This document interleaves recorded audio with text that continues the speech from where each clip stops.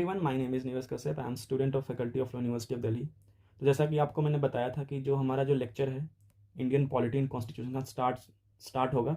तो जो first lecture है वो आज ही होगा, स्टार्ट हमने किया है। तो फर्स्ट लेक्चर जो हम करेंगे हिस्टोरिकल बैकग्राउंड का करेंगे। हिस्टोरिकल बैकग्राउंड में जैसे कम रेगुलेटिंग एक्ट है, चार्टर्ड एक्ट है, गवर्नमेंट ऑफ इंडिया एक्ट है सारे। तो हम 1858 तक का कवर करेंगे। ठीक है, इससे पहले आपको एक चीज़ बता दूँ, जो लोग भी सी यू टी पी जी 2023 के लिए अपियर होना चाहते हैं तो हमारा एक टेलीग्राम का चैनल है, निवेश कश्यप ट्यूटोरियल्स। आपको टेलीग्राम पे मिल जाएगा, ये निवेश कश्यप ट्यूटोरियल्स DULLB, इस तरीके से आपको मिलेगा। आप यहाँ ज्वाइन कर सकते हो। इसमें क्या करते हैं कि हम डेली बेसिस पे क्विज करवाते हैं। कुछ इंपॉर्टेंट क्वेश्चन हो गया, PDF हो गया, या आपके एग्जामिनेशन पॉइंट ऑफ व्यू से जो भी रिलेवेंट चीज़ें हैं वहाँ पे हम डालते रहते हैं। तो आप इसको ज्वाइन कर सकते हो। तो विदाउट वेस्टिंग टाइम चलिए मैं स्टार्ट करता हूँ इसको। तो हिस्टोरिकल बैकग्राउंड में हम करेंगे कंपनी रूल। कंपनी रूल है जो एक्चुअली 1773 से 1858 तक का है। कंपनी रूल कहने का मतलब, कंपनी रूल को समझने से पहले मैं आपको एक और चीज़ समझाना चाहता हूँ कि जो ईस्ट इंडिया कंपनी है, ब्रिटिश ईस्ट इंडिया कंपनी जो है, वो 1600 में इंडिया में आती है एज अ बिजनेस ट्रेडिंग मतलब कंपनी। उनका जो सोल पर्पस था वो बिजनेस करने का था। ठीक है, सिर्फ बिजनेस पर्पज से आते हैं वो। उनका जो मकसद था वो बिजनेस करने का था। वो यहाँ पे गवर्न करने के लिए नहीं आए थे। उनका जो मेंटालिटी था या उनका जो इंटेंशन था वो गवर्न करने के लिए नहीं था, बस वो बिजनेस पर्पस के लिए आते हैं। बाकी कंपनी की तरह, जैसे फ्रेंच कंपनीज आई थी बाद में, डच आए थे, इस तरीके से वो भी आते हैं। लेकिन क्या होता है कि जैसे जैसे टाइम जाता है तो धीरे धीरे बिजनेस उनका एक्सपेंड होता है, वो बड़े होते हैं। तो एक उतना तो वो हिस्ट्री का पार्ट है, लेकिन आपको एक जो इसको समझाने, रेगुलेटिंग एक्ट 1773 समझाने से पहले आपको एक चीज़ बता देता हूँ। एक ये हिस्ट्री का है, आपके एग्जामिनेशन पॉइंट ऑफ व्यू से भी रिलेवेंट है। ईयर है 1764। ये जो ईयर आपको भी याद रखना है, क्यों है बता रहा हूँ, इसको मैं आगे आपको समझ में आएगा। 1764 में क्या होता है, बैटल ऑफ बक्सर होता है। बैटल ऑफ बक्सर होता है। ठीक है, बैटल ऑफ बक्सर किसके किसके बीच में होता है ये भी आपके लिए इंपॉर्टेंट है। बैटल ऑफ बक्सर जो था, ईस्ट इंडिया कंपनी और शाह आलम द सेकेंड जो उस टाइम के मुगल एम्परर थे। ठीक है, जो मुगल एम्परर थे, दो यहाँ पे दो डिवाइड करता हूं मैं। एक तरफ ईस्ट इंडिया कंपनी और इधर जो थे तीन लोग थे जो हेड थे, जिनके बिहाफ पे ये लड़ाई लड़ी जा रही थी। वो थे Shah Alam the second, Mughal emperor उस टाइम पे। सेकेंड क्योंकि उस टाइम पे मुगल का राज्य था पूरे हिंदुस्तान में। ठीक है, हालांकि उनका इन्फ्लुएंस काफ़ी कम हो गया था उस टाइम तक, लेकिन फिर भी जो है ऑफिशियल जो है टाइटुलर एक तरह का हेड थे वो शाह आलम द सेकेंड थे। उसके बाद बंगाल के जो नवाब थे, बंगाल नवाब मीर कासिम एंड थर्ड जो था वो नवाब ऑफ अवध सुजाउद्दौला। ठीक है, ये तीनों एक टीम में थे और एक तरफ थी ईस्ट इंडिया कंपनी। और इन दोनों के बीच में क्या होता है, बैटल ऑफ बक्सर 1764 में लड़ा जाता है। लेकिन सबसे इंटरेस्टिंग पॉइंट ये था कि इन तीनों फोर्सेस के बावजूद जो है ईस्ट इंडिया कंपनी जो है वो जीत जाती है। यहाँ पे एक और सवाल आता है कि ईस्ट इंडिया कंपनी को हेड मतलब लीड कौन कर रहा था, तो हेक्टर मुनरो, ये भी याद रख लेना आप। हेक्टर मुनरो इनके भी कमांडर थे, कमांडर इन चीफ उस टाइम पे लीड कर रहे थे, इन्होंने ही लीड किया था। और हेक्टर मुनरो के नेतृत्व में क्या होता है, ईस्ट इंडिया कंपनी की जीत होती है। आपको पता होगा कि 1764 में सालन द सेकेंड के हारने के बाद क्या होता है, 1765 में होता है ट्रीटी ऑफ इलाहाबाद। 1765 में क्या होता है, 1765 में जो होता है ट्रीटी ऑफ इलाहाबाद साइन होता है। और ट्रीटी ऑफ इलाहाबाद में ये लिखा गया था, ये कहा गया था कि जो दीवानी राइट्स है, Diwani rights of Bengal, Orissa and Bihar, और ये जो तीनों टेरिटरी थी, ठीक है, इनके दीवानी राइट्स मतलब वहाँ का जो रेवेन्यू कलेक्शन होगा और सिविल जस्टिस वाला सिस्टम होगा वो ब्रिटिश ईस्ट इंडिया कंपनी के अंडर में होगा। इसका इनडायरेक्टली इन्होंने तीनों जो प्रोविंसेस थे उनका जो कंट्रोल एक तरीके से जो है ब्रिटिश ईस्ट इंडिया कंपनी के हाथ में चला गया था। और ये तीनों जो है प्रोविंसेस काफ़ी बड़े प्रोविंसेस थे उस टाइम पे। अगर बंगाल की बात करूँ तो बंगाल में वेस्ट बंगाल का रीजन के बांग्लादेश भी उसमें इंक्लूड था, बिहार झारखंड वाला रीजन, एंड देन उसके नीचे उड़ीसा वाला रीजन। ये पूरा जो मेजर पार्ट था ये ब्रिटिश ईस्ट इंडिया के मतलब टेरिटरी में आने लगा। ठीक है, ये आपको बताऊँ आगे समझ में आएगा क्यों आपको ये बताया हूँ। अभी के लिए बस इतना याद रखो। ठीक है, अब आते हैं हम अपने रेगुलेटिंग एक्ट 1773 पे। तो रेगुलेटिंग एक्ट क्या था कि जैसे ही आपने अभी तक देखा कि किस तरीके से जो है कंपनी बिजनेस पर्पज से उन्होंने लड़ाई की, यहाँ पे टेरिटरी एक्वायर कर रहे हैं वो लोग। ठीक है, तो 1773 तक आते आते ब्रिटिश गवर्नमेंट को लगने लगा कि अब टाइम आ गया कि कंपनी के अफेयर्स को रेगुलेट किया जाए, क्योंकि कंपनी अपने आप में बड़ी हो रही थी, उनकी टेरिटरी इंक्रीज हो रही थी। तो ब्रिटिश गवर्नमेंट को लगने लगा कि इस टाइम तक कि अब इसे रेगुलेट करने की ज़रूरत है। ठीक है, क्योंकि काफ़ी ऑटोनॉमी था कंपनी के पास, कोई भी रेगुलेशन नहीं था, अपने मन से सब कुछ कर रहे थे। तो ब्रिटिश गवर्नमेंट जो है रेगुलेटिंग एक्ट ऑफ 1773 लाया जाता है। तो पहले इसको समझते हैं कि इसके प्रोविजन आपके लिए इंपॉर्टेंट है आपके एग्जामिनेशन पॉइंट ऑफ व्यू से। तो first step taken by the British government to control and regulate the affairs of the East India Company in India. इनके कंट्रोल एंड रेगुलेट, इनके अफेयर्स को रेगुलेट करने के लिए, कंट्रोल करने के लिए एक्ट को लाया गया था।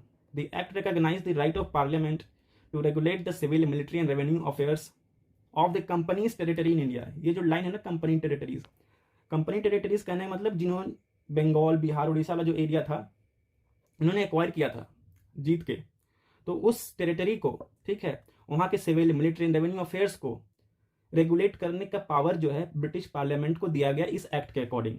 ठीक है, ये समझाने की कोशिश कर रहा था मैं। थर्ड पॉइंट जो था, it recognized for the first time the political and administrative function of the company. इस एक्ट में ये भी रिकॉग्नाइज किया गया कि कंपनी का जो पॉलिटिकल एंड एडमिनिस्ट्रेटिव फंक्शन होगा उसे भी इसमें रेगुलेट किया जा सकता है। ठीक है, और इसका राइट किसके पास होगा? ब्रिटिश पार्लियामेंट के पास। It led the foundation of central administration in India. ये सेंट्रल एडमिनिस्ट्रेशन का फाउंडेशन भी लेट डाउन करता है इस एक्ट के अकॉर्डिंग। और यहां से आता है इसका प्रोविजन। तो प्रोविजन क्या था कि जो पहले क्या होता था कि पहले बोला जाता था जैसे बंगाल है तो बंगाल का गवर्नर कौन था? तो first governor of Bengal was Robert Clive, आपको पता होगा। ठीक है, लेकिन इस एक्ट के बाद से गवर्नर ऑफ बंगाल को गवर्नर जनरल ऑफ बंगाल से डेजिग्नेट किया गया। मतलब अब सिर्फ गवर्नर ऑफ बंगाल नहीं कहेंगे उसको, हम कहेंगे गवर्नर जनरल ऑफ बंगाल। ठीक है, and created an executive council of 4 members to assist him. और 4 मेंबर्स का एक एग्जीक्यूटिव काउंसिल भी क्रिएट किया जो गवर्नर जनरल ऑफ बंगाल को असिस्ट करेगा उनके रोज के काम में। और फर्स्ट गवर्नर जनरल कौन बनता है? First governor general of Bengal कौन बनता है? Lord Warren Hastings. अगर आपसे पूछेगा फर्स्ट गवर्नर ऑफ बंगाल कौन था तो आप बोलोगे रॉबर्ट क्लाइव। एंड अगर आपसे पूछे कि फर्स्ट गवर्नर जनरल कौन था तो लॉर्ड वॉरेन हेस्टिंग्स। ठीक है, यहाँ पे मैं लिख देता हूं, यहाँ पे इस पॉइंट में लिख लेना आप, फर्स्ट गवर्नर कौन था? वो था रॉबर्ट क्लाइव। और फर्स्ट गवर्नर जनरल कौन था? Lord Warren Hastings. तो डिफरेंस आपको याद रखना, आपके एग्जामिनेशन में डायरेक्टली पूछ सकता है ये चीज। ठीक है, उसके बाद इस एक्ट के प्रोविजन क्या था? इस एक्ट के अकॉर्डिंग सुप्रीम कोर्ट इस्टेब्लिश किया गया 1774 में कलकत्ता में। ठीक है, जिसमें एक चीफ जस्टिस थे और 3 अदर जजेस थे। It prohibited the servant of the company from engaging in any private trade और एक्सेप्टिंग प्रेजेंट्स और ब्राइब फ्रॉम द नेटिव्स। और इस एक्ट में ये भी कहा गया कि कोई भी अपना पर्सनल ट्रेड नहीं करेगा। ठीक है, किसी भी तरीके का कोई भी सर्वेंट जो है कंपनी का, जो कंपनी के वर्कर्स हैं, वो किसी भी तरीके से पर्सनल ट्रेड और ब्राइब, घूस नहीं लेंगे नेटिव्स यानी इंडियन से। ठीक है, इस प्रोविजन था इस एक्ट का। इस एक्ट की वजह से क्या होता है कि strengthen the control of the British government over the company. इस एक्ट के आने की वजह से क्या होता है कि ब्रिटिश गवर्नमेंट का जो कंट्रोल है कंपनी के ऊपर वो मजबूत हो जाता है, स्ट्रेंथन हो जाता है। तो उसका मकसद ही ब्रिटिश गवर्नमेंट का था कि कंपनी को थोड़ा सा रेगुलेट किया जाए, थोड़ा टाइट किया जाए, क्योंकि काफ़ी फ्रीडम ऑलरेडी पहले मिला हुआ था। और जो सबसे इंपॉर्टेंट प्रोविजन है इसका 1773 एक्ट का, वो था it made the governors of Bombay and Madras presidency subordinate to the governor general of Bengal. पहले क्या था कि बॉम्बे के जो गवर्नर्स थे वो अपना इंडिपेंडेंटली काम करते हैं, उनके पास ऑटोनॉमी थी काम करने के लिए। मद्रास के जो गवर्नर थे उनके पास भी ऑटोनॉमी थी। लेकिन अब क्या होता है, इस एक्ट के अकॉर्डिंग जो गवर्नर जनरल ऑफ बंगाल थे, ठीक है, बाकी जगह गवर्नर ऑफ बॉम्बे कहते थे, गवर्नर ऑफ मद्रास, लेकिन बंगाल में जो थे गवर्नर जनरल ऑफ बंगाल कहे जाते थे, गवर्नर जनरल ऑफ बॉम्बे नहीं कहे जाते थे। ये जो चेंज हुआ था गवर्नर जनरल वाला, ये कॉन्सेप्ट सिर्फ बंगाल में चेंज हुआ था।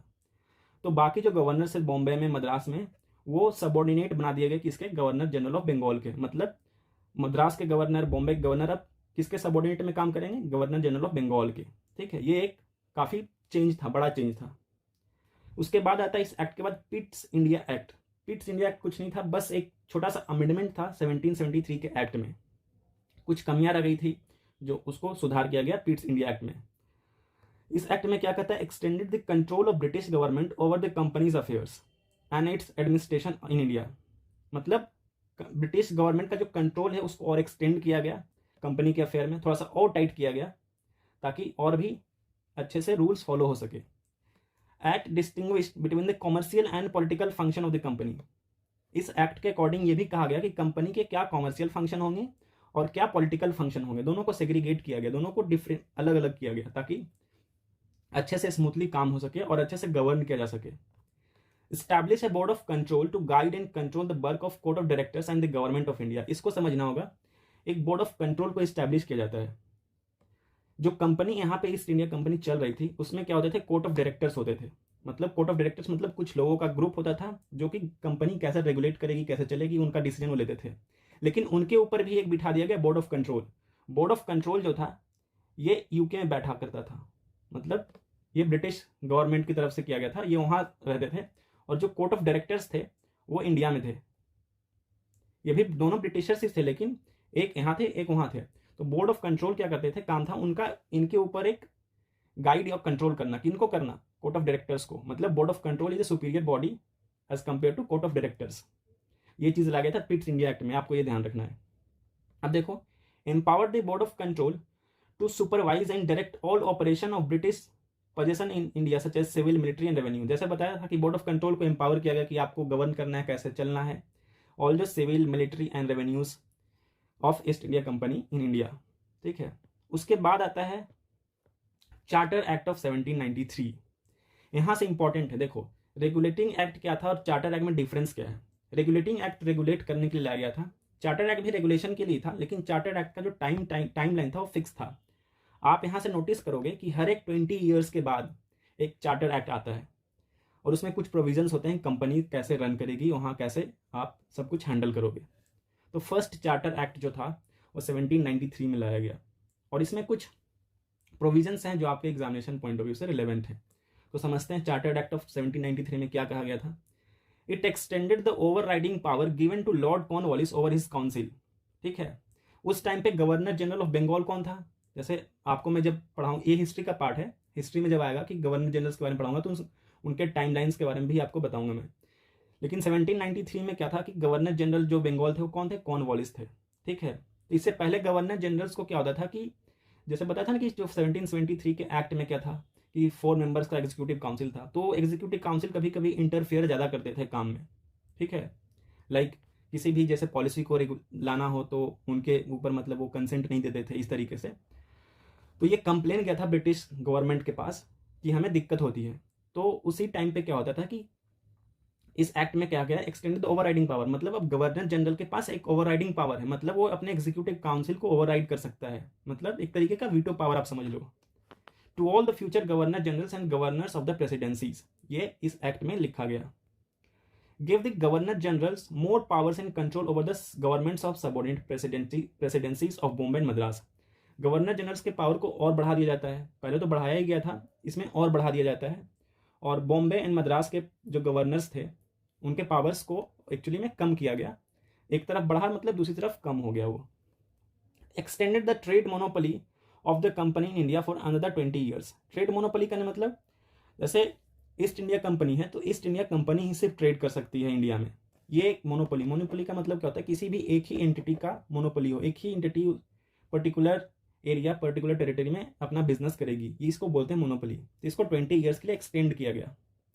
ठीक है, provisions were made so that the commander in chief was not to be member of the governor general council unless he was so appointed. ये बस तो ऐसे ही है, कुछ नहीं। जो कमांडर इन चीफ था होना था was not to be member of the governor general council, मतलब जो कमांडर इन चीफ जो आर्मी को लीड करता था वो जनरल काउंसिल का मेंबर नहीं हो सकता है unless he was so appointed. अगर गवर्नर जनरल उसको अपॉइंट करता है तभी, अदरवाइज वो नहीं होगा।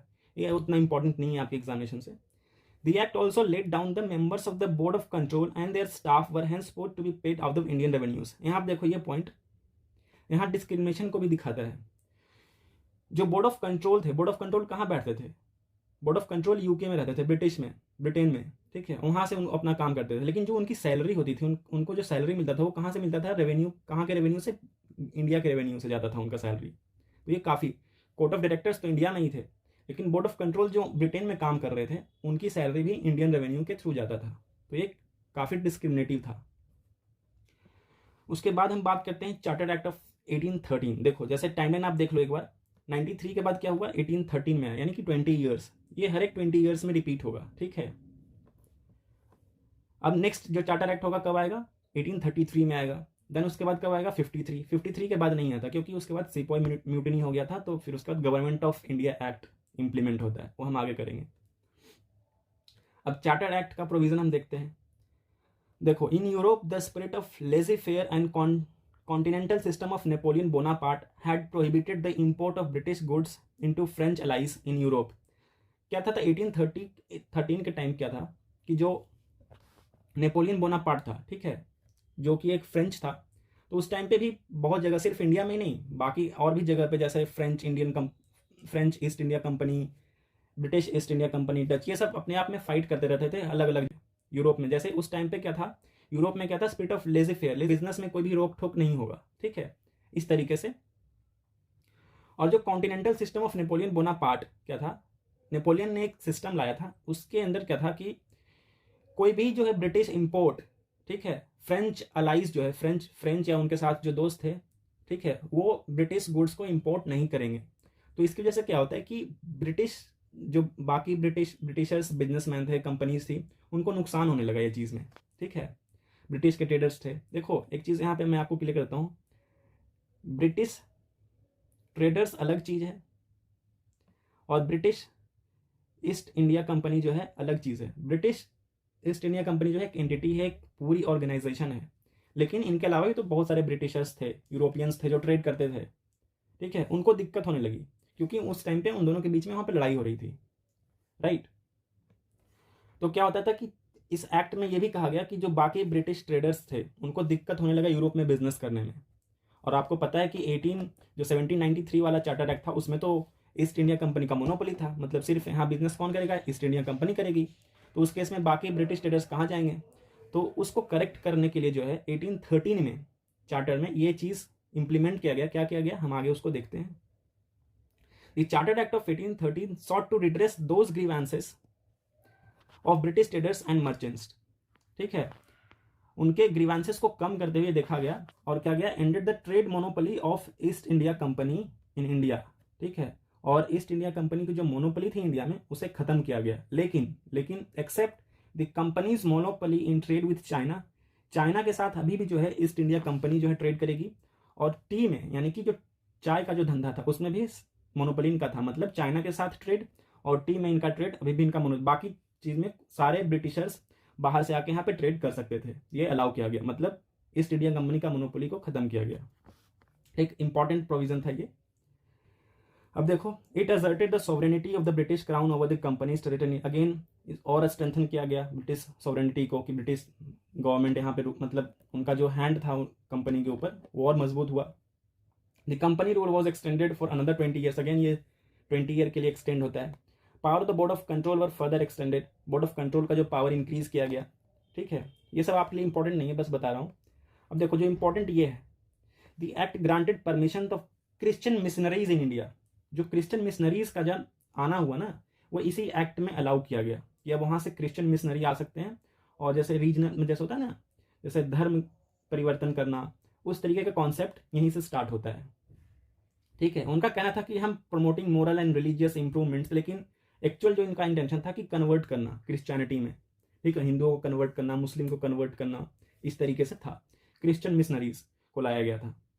The act regulated the companies territorial revenues and commercial profits, again यही सब चीज़ है। देखो, और सबसे इंपॉर्टेंट इसका ये है, इस एक्ट में ये भी कहा गया था, जो 13 वाला एक्ट था उसमें एक चीज़ आप कुछ याद रखो ना रखो, ये चीज़ याद रखना, company should invest ₹1 lakh every year on education of Indians, ठीक है।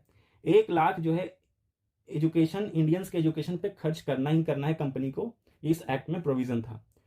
तो यहाँ से देख रहे हो कि मतलब कंपनी अपना बिजनेस के अलावा जैसे कि अब सोशल वेलफेयर में भी अपना कंट्रीब्यूशन करने की कोशिश कर रही है, इस एक्ट में ये था, ठीक है। empowered the local governments in India to impose taxes on person and punish those who did not pay them, अब लोकल गवर्नमेंट्स को एम्पावर किया गया कि टैक्सेस को आप ले सकते हो, ठीक है, अब जो टैक्सेस पे नहीं करते उनको पनिशमेंट कर सकते हो, लेकिन ये सब इतना इंपॉर्टेंट नहीं है, ठीक है। 1 लाख जो है एजुकेशन के ऊपर खर्च करना, ये इंपॉर्टेंट है आपके लिए। क्रिश्चियन मिशनरीज आना स्टार्ट हुआ इसी टाइम फ्रेम में।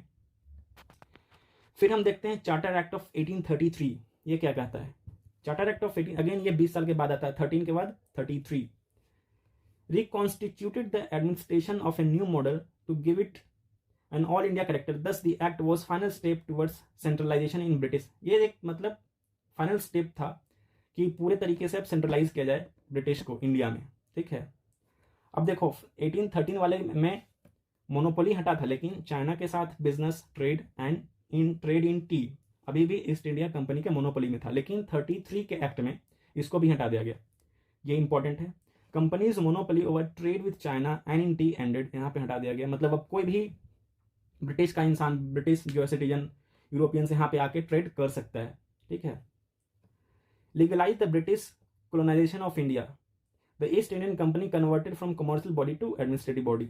अब ये पूरी तरीके से क्या था कि एक कॉमर्शियल बॉडी से एडमिनिस्ट्रेटिव बॉडी में कन्वर्ट हो गया था, ठीक है। और ब्रिटिश कोलोनाइजेशन जो है उसको लीगलाइज कर दिया गया। मतलब अब जो भी यहाँ पे कॉलोनी थी ब्रिटिश की, उसको लीगल तरीके से सैंक्शन मिल गया कि आप कॉलोनी यहाँ पे बसा सकते हो, आप यहाँ पे घर वर खरीद सकते हो, आराम से रह सकते हो, ठीक है। इस तरीके से इस प्रोविजन में दिया गया। Companies territory in India were held by the government in trust for her majesty, ठीक है। अब मैजेस्टी के नाम पे रन हो रहा था, मतलब जो भी यहाँ पे टेरिटरीज हैं वो मैजेस्टी के, मतलब in the trust for his majesty in years and successor वगैरह वगैरह। तो गवर्नर, अब देखो यहाँ पे एक और इंपॉर्टेंट चीज हुआ था, गवर्नर जनरल ऑफ बंगाल, पहले गवर्नर ऑफ बंगाल से गवर्नर जनरल ऑफ बंगाल हुआ, और गवर्नर जनरल बंगाल से क्या होता है, गवर्नर जनरल ऑफ इंडिया। अब सिर्फ बंगाल तक ये सीमित नहीं थे, अब इन्होंने पूरा इंडिया को कहना शुरू कर दिया कि मतलब governor general of India. And vested him all civil and military powers, अब उसके पास सारा सिविल एंड मिलिट्री पावर्स, इसके पावर्स को और इनहेंस किया गया गवर्नर जनरल ऑफ इंडिया का। अब देखो एक यहाँ पे आता है, Lord William Bentinck was the first governor general of India, ठीक है। फर्स्ट गवर्नर ऑफ बंगाल कौन था, Robert Clive. First governor general of Bengal कौन था, Lord Warren Hastings. And first governor general of India कौन था, तो लॉर्ड विलियम बेंटिक। ये आपको याद रखना है तीनों। The governor general of India had legislative powers over the entire British India. Entire British India कहने का मतलब जो भी ब्रिटिश टेरिटरी थी इंडिया में, मतलब जिनको ब्रिटिश ने ऑक्यूपाई किया था लड़ाई से, समझौते से, या जो भी है, ठीक है। तो उस पर क्या था, लेजिस्लेटिव पावर। लेजिस्लेटिव पावर मतलब उस पर रूल्स आप बना सकता है। गवर्नर जनरल के हाथ में ये पावर था कि उस पर आप रूल्स, रेगुलेशन, एक्ट ला सकते हो। This governors of Bombay and Madras lost their legislative power. लेकिन साथ साथ में क्या होता है कि मद्रास के जो गवर्नर थे, बॉम्बे के गवर्नर थे, उन्होंने अपने पावर को लॉस कर दिया क्योंकि उनके पास लेजिस्लेटिव पावर नहीं था, सिर्फ गवर्नर जनरल ऑफ इंडिया के पास ही पावर था। Laws made under previous acts are called regulations. अभी तक जितने भी लॉज बन रहे थे प्रीवियस एक्ट्स में, उसको हम रेगुलेशंस बोलते थे, लेकिन अब जो यहाँ से इस एक्ट के बाद से जो लॉ बनेगा उसे हम एक्ट्स बोलने लगे, ठीक है। एक डिफरेंस था। The governor general in council had the authority to amend, repeal और alter any law in British Indian territories. अब देखो गवर्नर जनरल काउंसिल, जैसे काउंसिल के जो मेंबर थे ना स्टार्टिंग में 4, अब उनके पास क्या पावर था, गवर्नर जनरल इन काउंसिल, मतलब जब गवर्नर जनरल अपने काउंसिल में बैठा हो तो उसके पास अथॉरिटी है, किसी भी रूल को अमेंड कर सकता है, रिपील कर सकता है और अल्टर कर सकता है ब्रिटिश इंडियन टेरिटरीज, जो भी ऑक्यूपाइड इंडियन टेरिटरीज उनके पास है। The governor general government was called the government of India. ये सब देखो यहाँ से government of India first time इसी एक्ट में आपको दिखता है। अगर सवाल आया कि government of India first time कहाँ पे दिखा, कहाँ पे मतलब इस शब्द का या इस वर्ड का मतलब आपको दिखता है ग्लिम्सेस, तो ये है इसी एक्ट में, राइट, 1833 में। The council was called India council. अब ये सिर्फ बंगाल, उड़ीसा और मद्रास वगैरह तक सीमित नहीं थे, ये पूरे इंडिया पे टारगेट कर रहे थे। The Indian law commission 1834 was established to codify Indian laws, ठीक है। The first law commission had Lord Macaulay as a chairman. यही लॉर्ड मैकेले हैं जिन्होंने आईपीसी को ड्राफ्ट किया था, ठीक है, आईपीसी 1860, ठीक है। तो स्टार्टिंग का वो था 1834 में ही स्टैब्लिश किया था, लेकिन बना कब, आईपीसी आने में कितना टाइम लगा, 1860 लग गया, ठीक है। तो आपको ये याद रखना है। अब देखो the act also directed governor general in council to adopt measures. देखो यहाँ पे गवर्नर जनरल इन काउंसिल जो लिखा हुआ है ना, इसका मतलब क्या होता है, गवर्नर जनरल जो है एक लेजिस्लेटिव, उसके पास पावर भी है, ठीक है, उसके पास एग्जीक्यूटिव पावर भी है। जब गवर्नर जनरल को रूल बना रहा हो, ठीक है, तो उसके पास गवर्नर जनरल हम बोलेंगे। लेकिन जब गवर्नर जनरल अपने काउंसिल में बैठा हो तब उसे गवर्नर जनरल इन काउंसिल बोलते हैं। इंसान दोनों एक ही था, बस टर्मिनोलॉजी अलग अलग है। To adopt measures to mitigate the state of slavery persisting in India since the sultanate era, ठीक है, ये सब तो ऐसे मेजर्स इंडिकेट करने के लिए कि हटाओ सल्तनत एरा जो पॉवर्टी वगैरह इशू चल रहे थे उनको हटा। Laid down the regulation for establishment of Christian establishment in India. अब क्रिश्चियन इस्टेब्लिशमेंट इन इंडिया, ठीक है, इनके रेगुलेशंस कैसे होने चाहिए, इसके इस्टेब्लिशमेंट कैसे, इनके ऊपर रूल बनना स्टार्ट हुआ इसी एक्ट में उसका प्रोविजन दिया गया। सबसे लास्ट जो चार्टर एक्ट है 1853, इसके बाद से गवर्नमेंट ऑफ इंडिया एक्ट आना शुरू होगा। डायरेक्टली जो है अब क्राउन रूल करेगी 1850 के बाद। क्यों ऐसा क्यों होता है? 1857 में आपको पता होगा सिपोई म्यूटिनी हुआ था, ठीक है, उसके बाद से सब कुछ बदल जाता है। तो ये लास्ट है चार्टर एक्ट का 1853, the last of the series of charter act passed by the British parliament between 1793 to 1853। The act empowered the British East India Company to retain the territories and the revenues in India interest of the crown। ये सब तो वैसे ही था। अब देखो सबसे important provision जो इसका ये है, separated the legislative and executive function of the governor generals council for the first time. बताया था मैंने पिछले कि गवर्नर जनरल इन काउंसिल क्यों कहा जाता है। गवर्नर जनरल इन काउंसिल क्या था, उनके पास दोनों पावर सेग्रीगेट किया गया, दोनों पावर्स को, लेजिस्लेटिव पावर अलग, एग्जीक्यूटिव फंक्शन अलग, ठीक है, फर्स्ट टाइम किया गया था। It provided for the addition of 6 new members called legislative councillor, ठीक है, 6 न्यू मेंबर्स को भी ऐड करने के लिए कहा गया काउंसिल में उनके, ठीक है, 12 टोटल हो गए अभी तक। The legislative wing of the council function as a mini parliament. अब देखो अभी जो हमारा पार्लियामेंट है ना, अभी समझ पाओगे, लिंक करने की कोशिश करना। अभी जो हमारा पार्लियामेंट है, जो पीएम होते हैं, पीएम वो हेड करते हैं किसको? काउंसिल ऑफ मिनिस्टर्स को हेड करते हैं काउंसिल। तो यही है ना जो अभी गवर्नर जनरल है, ऐसा समझ लो, इनको पीएम की तरह समझो, लिख मत देना कहीं एज ए पीएम। और इनके जो काउंसिल है उनको काउंसिल ऑफ मिनिस्टर की समझो, उनके एड और एडवाइस पे। अभी तो डेमोक्रेसी है तो उनके एड एंड एडवाइस पे चलते हैं वो। लेकिन यहाँ पे गवर्नर जनरल ऑफ इंडिया के पास काफ़ी पावर्स हुआ करता था, उनके पास ओवरराइडिंग पावर भी था, ओवरराइड भी कर सकते थे इनके काउंसिल्स के मेंबर को, मतलब उनके डिसीजन को। तो एक तरीके से मिनी पार्लियामेंट का स्टार्टिंग यहीं से होता है 1853 वाले कॉन्सेप्ट से, ठीक है। Law under fourth member become full member of the right to vote. Law member जो कि fourth member become a full member with the right to vote. इससे पहले लॉ मेंबर के पास क्या था, जो फोर्थ मेंबर थे उनके पास राइट टू वोट नहीं होता था। किसी भी जैसे पॉलिसी हो तो उन्हें वोट करने उनके पास राइट नहीं हुआ करता था। लेकिन इस एक्ट के बाद से उनके पास भी राइट टू वोट था।